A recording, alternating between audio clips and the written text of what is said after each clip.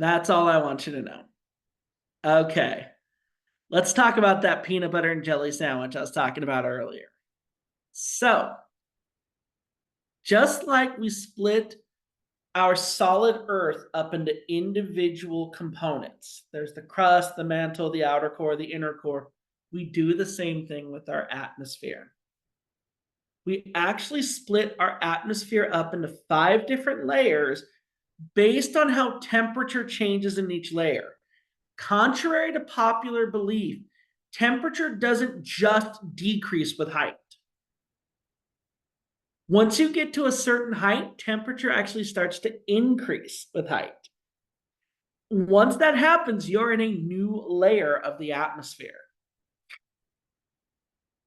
All that being said, there are 5 layers, and these are the approximate heights of each of these 5 layers.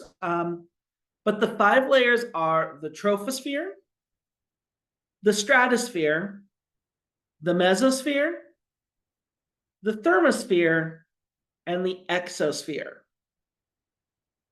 I want you to know those 5 layers, and I want you to know their order. Troposphere, stratosphere, mesosphere, thermosphere, exosphere. The troposphere is the lowest layer. That's where we hang out. The stratosphere, that is 11 to 50 kilometers above the surface of the Earth. Once you're up in the stratosphere, the air gets a lot thinner, but there's still some stuff that happens up there that's important. Then the mesosphere, the air is really, really thin and very, very cold. The thermosphere, the lack of air molecules up there actually caused some pretty interesting things to happen. And then the exosphere is very vaguely defined. I'm not going to spend a lot of time talking about it. The boundary between any of these 2 layers is what we call a pause. So, for example, the place where the troposphere ends and the stratosphere begins, approximately 11 kilometers, this is called the tropopause. So the tropopause is the boundary between the troposphere and the stratosphere. I will actually have you identify a tropopause in the future, and I'll show you how to do it. And then the stratopause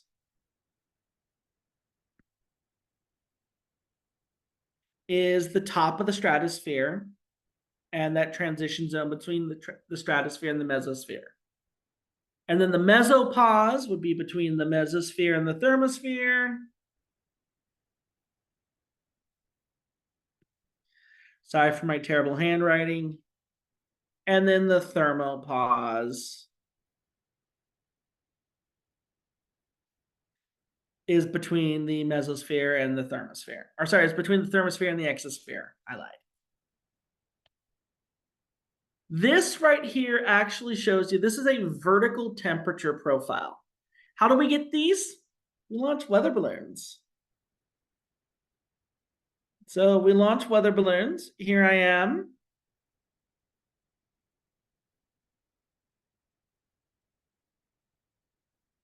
Very terribly drawn me, but there I am. I let go of a weather balloon and it goes up. And as it goes up, there's this little instrument down here called a radiosonde. And as it goes up, it measures how temperature changes. Now, typically here in the troposphere, temperature declines with height. The higher up you go, eventually when you reach the tropopause, temperature stops decreasing and starts increasing. That is how you know that you've crossed into the stratosphere. Temperature levels off at the top of each layer. Temperature levels off at the top of each layer. So at the tropopause, temperature stops decreasing and starts increasing. At the stratopause, temperature stops increasing and starts decreasing. So what I want to do is just very briefly tell you a few features about each layer. The troposphere is the lowest layer. It is the one that you will spend 99.99% of your life in. And unless you are on a plane that has a very high cruising altitude, you will almost exclusively live in the troposphere. In the troposphere, there is a lot of mixing that occurs because of wind, because of temperature differences. The troposphere is very heterogeneous, meaning there's a lot of differences. And those differences try to even each other out. That creates mixing, and that mixing creates weather. So we get lots of weather here. This is where our weather occurs. Typically, temperatures decrease with height here in the troposphere. That's why in the wintertime, if I want to go have a snow day with my partner, I'm not going to do it in Mountain View, California at an elevation of like 40 feet above sea level. No, I'm going to go up to Lake Tahoe at 6,500 feet above sea level. I'm going to go up in elevation. I'm going to go up to Mount Hamilton, 4,500 feet above sea level. However, be very careful. There is one exception. Especially during the daytime. This also happens a little bit at night. You can get warm air that rises and doesn't cool off fast enough to where you get this warm layer of air above the surface of the earth and cooler air beneath it. So this very thin layer, maybe only a few thousand feet, where temperature rises with height, and we call that a surface inversion. These are very common near the surface of the earth. They can happen during the daytime when warm air is rising. These can also happen at night when cold air from mountainsides sinks down to the surface of the earth. Sinks down from mountainsides all the way down to like the base of a valley. We'll actually talk about that in the next module. So that's the big exception, surface inversions near the bottom. And these inversions can trap pollution in them. And so if you've ever noticed a day with really bad air quality, it's probably because we have a strong surface inversion, and that prevents air from below from mixing with air from above. And so it just hangs out there and it gets dirty and dirty and dirty and no bueno. So you're actually going to use one of these in the future. These are what are called Stuve diagrams. These actually show temperature changes with height. Now, if you see this, don't like run away and drop the class. I promise you they're not that bad. If you've ever plotted points on an XY graph, these are just that. All these other lines are for other things, and actually they're very cool and helpful. But a surface inversion would be something like this down here, where going up in height, if you notice, air temperature actually increases. That is a surface inversion. And then at the top of the inversion, temperature starts going down, down, down, down, down, down, down. And then at the tropopause, temperature stops decreasing. So that is how we identify tropopauses. If you take my lab class, or if you take any, if you take my lab class, or if you stick around for module 2, please do. You'll actually plot points on a Stuve diagram. Again, I promise you it's not that bad. But basically all that you notice is that near the surface, there's an increase in temperature. And again, that increase in temperature actually behaves like a lid, because it prevents air from below from rising. And we'll talk about why in a few modules. But that prevents mixing from the air from above. And so any like gunk, any pollution, any like stuff like that that's down there near the surface stays down there. So if you've ever heard of like a spare the air day or a bad air quality day, this is why. All right, now let's talk about the stratosphere. The stratosphere is the next layer. People have been to the stratosphere before. Felix Baumgartner in 2013, his record has since been broken, but he did this really like big publicity stunt with sponsored by Red Bull, where he took a balloon up to over, I think it was like 120,000 feet. And in this little capsule, he got out of the capsule, and then he let go of the handles and free fell all the way down to the surface of the earth. He fell 120,000 feet. He accelerated so much that he broke the sound barrier. Yes, he landed safely. He deployed his parachute, landed. When he got down, he was like, "Whoa, this is great." Google search him. He's actually really cool. I find this really fascinating, but this is the stratosphere, and if you take a look, it looks like space. You can see the curvature of the Earth. Sorry, flat earthers. And yeah, the air is so thin up there that you don't get that nice blue color like you normally would. The stratosphere contains the Earth's ozone layer. This is where that ozone layer is really important. Now, here's the thing, because there's ozone up there, ozone absorbs a lot of incoming ultraviolet radiation and it heats up. So it creates this layer of warmth. And in fact, the temperature where Felix Baumgartner fell was like 50 degrees. The temperature was like 50 degrees outside. The outdoor air temperature where he was at that height, 120,000 feet, was 50 degrees. And it's because the temperature was increasing with height there. This creates a cap, like I mentioned earlier, that prevents air from the troposphere from rising further. So all the air we have here in the troposphere is stuck here. And therefore, all of our weather is stuck here. Cool fact. Now, eventually you get up past the ozone layer, temperature stops increasing, and it starts to decrease again. The greatest ozone concentration is down near the lower part of the stratosphere. But temperatures will still rise a little bit above that. And then you get into the mesosphere. By the time you get to the mesosphere, the air is really, really, really thin. I mean, we are well past the point of humans being able to breathe. Go back and take a look at Felix Baumgartner. He's essentially wearing a spacesuit.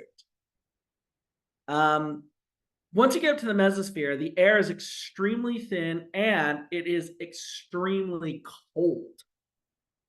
Temperatures decrease with height again. It's actually the coldest layer in the atmosphere. Temperatures near the top of the mesosphere are as cold as 90 degrees Celsius, or 130 degrees below zero, negative 90 degrees Celsius, negative 130 degrees below zero Fahrenheit. Really, really cold. Ironically, though, even though the air is very, very, very, very thin, this is actually the part of the atmosphere where density or anything that's entering the planet, like a space shuttle or an asteroid, the density becomes great enough to where friction starts to occur. Friction causes burning. And so this is actually, ironically, where meteors burn up, or a space shuttle or anything that's re-entering the atmosphere. As it's going through the mesosphere, it's experiencing friction and it's getting really, really hot from all that friction. Now let's talk about the thermosphere. The thermosphere, it is above the mesosphere, and it is ironically the warmest layer in the atmosphere. Temperature increases with height in the thermosphere, and it can get to many hundreds of degrees Fahrenheit. And in fact, it is so warm up there that that rogue molecules up there get so excited that they start to give off free electrons and they glow. That is what creates auroras. So that is how auroras occur. It is the warmest layer in the atmosphere, but I put a little asterisk next to that, and here's why. The air is very thin. Imagine the room you're in right now. Just try to just come up with some number. How many air molecules are in the room right now that you're in? Billions, trillions, quatillions, quintillions, sextillions, septillions. I mean, it is an innumerable amount. It is an innumerable amount. Now, let's say me in my trollish mood came along, pumped out the air from the atmosphere and pumped in tropospheric air, or sorry, thermospheric air. Oh my gosh, pumped in air from the thermosphere. Want to know how many air molecules would be around you right now? 1, 2, a few, maybe. And it's those air molecules that have all the heat, and therefore they have really high temperatures. But guess what? They're really, really tiny, and chances are they're not around you. So you're not feeling that heat. You're not feeling that. So in theory, you could be up there and still freeze to death. Because, yes, temperatures are high, but we actually define temperature on a molecular level. So every one of those air molecules are really, really hot, but there's so few of them that you wouldn't be able, you like temperature wise, you wouldn't be able to survive. You would freeze to death. Few other fun facts: most satellites, including the International Space Station and space shuttles, orbited the Earth from the thermosphere. So you can tell all those astronauts, hey, you weren't actually out in space, you were just in the thermosphere.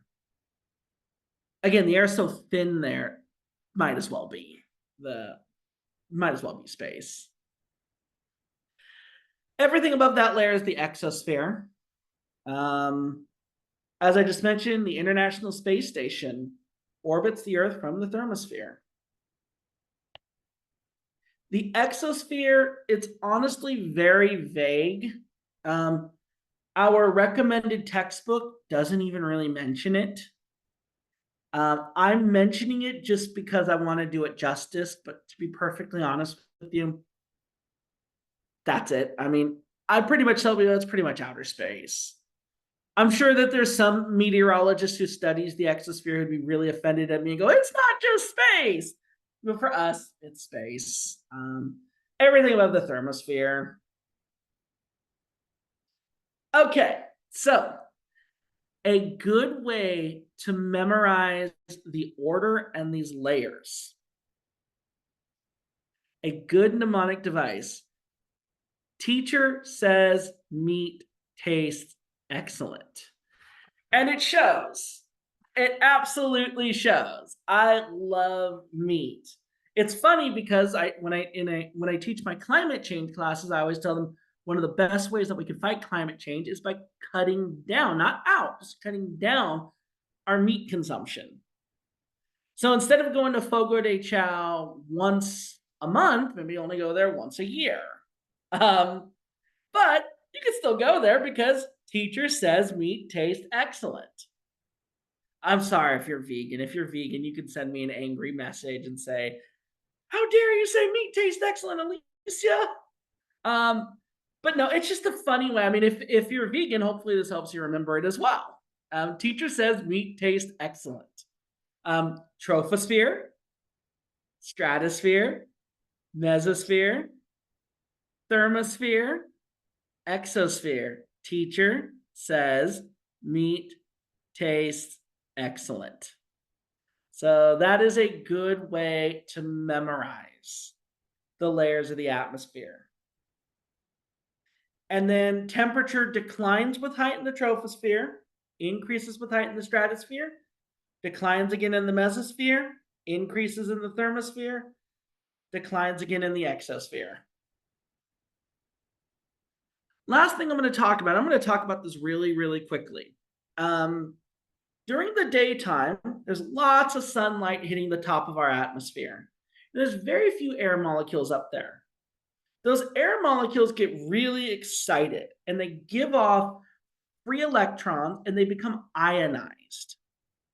When this happens, those free electrons that they give off actually produces a current.